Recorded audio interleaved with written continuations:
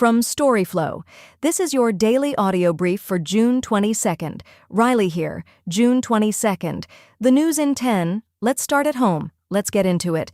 First, from Daniel American soft power still has some juice.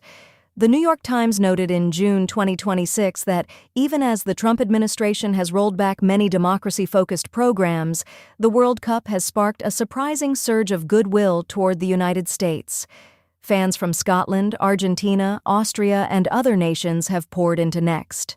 Second, from leftaction. Tell Trump, if you think the reflecting pool water is clean, drink it. The White House says the reflecting pool's water is fine, and a recent statement from the administration claims it's crystal clear.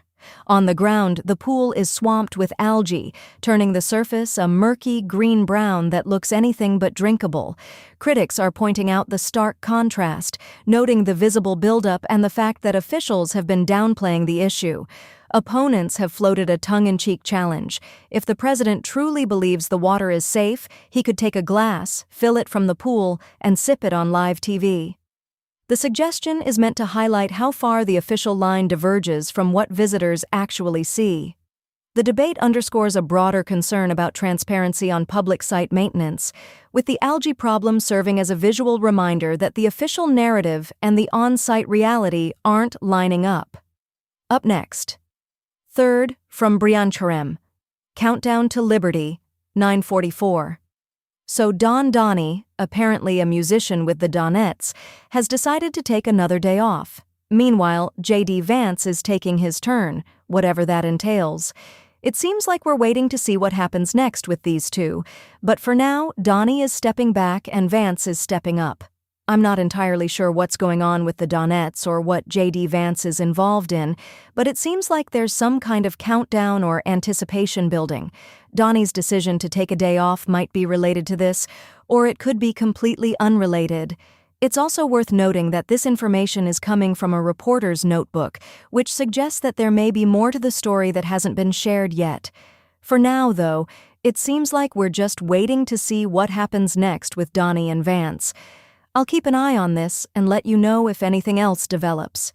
It's not entirely clear what's going on, but it seems like there's something worth paying attention to. And then, fourth, from Lucid, unpacking Trump's capitulation to Iran. Trump's post on Truth Social in early April warned of a civilization's collapse, a stark glimpse of his rhetoric during the ongoing conflict that had already claimed 13 American service members. The war, now over a month old, sparked a flurry of criticism for the administration's lack of planning and its decision to sign a non-binding memorandum that many see as a concession to Iran rather than a restraint. Analysts point out that the deal lifts sanctions and opens the door to a massive reconstruction fund, raising fears that Iran could channel those resources into its missile program and deepen ties with Russia, China, and North Korea. Human Rights Watch notes a surge in arrests and executions under Iran's new hardline leadership, suggesting the regime is gaining domestic legitimacy while it benefits from the U.S. agreement. Critics also highlight the odd mix of advisors, real estate executives and political allies, handling delicate negotiations, a move that underscores the administration's preference for loyalty over expertise. The overall picture is a policy that, rather than curbing Iran's influence, may have inadvertently empowered a more hostile adversary.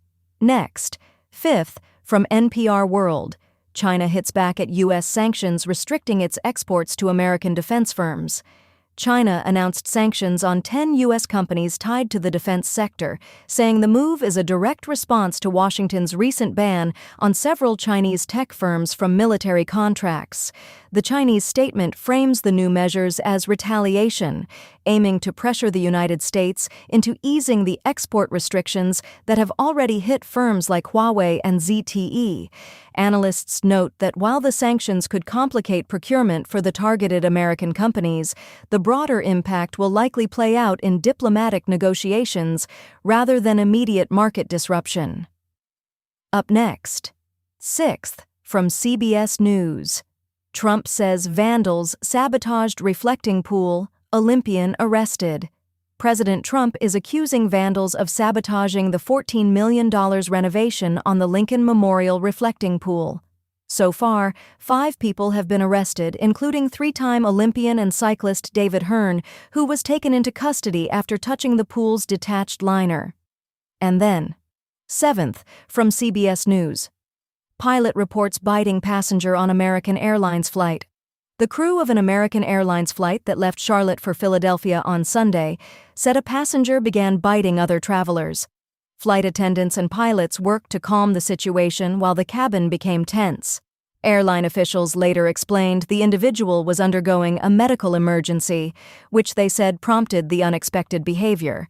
The plane completed its route, and the airline is reviewing the incident to determine any further steps for passenger safety. Next. 8th, from CBS News. World Cup fans taking in American experiences like ranch and tipping. For many international fans in the U.S. for the World Cup, it's their first all-American experience, going beyond the stadiums to visit parks, monuments, and celebrating our tastes, like the Southern staple Waffle House.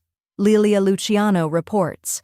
Up next, 9th, from CBS News. New recommendations to prevent child drownings from American Academy of Pediatrics. Drowning remains the #1 cause of death for children ages 1 to 4 in the United States. Now the American Academy of Pediatrics is updating its recommendations on drowning prevention, Jard Hill reports. And then, 10th, from Sky News. How hot will it be where you are? Check the forecast. A woman uses an umbrella for shade in the warm weather, on the Queen, Swalk in London. Heatwave conditions are forecast for parts of the UK this weekend as temperatures rise, with some areas set to be hotter than Barbados. Picture date, Friday, June 19, 2026. PA photo. Photo credit should read, Yui Mock, PA Wire, that's the day. Back at the desk tomorrow. What to watch is in your subscribe link.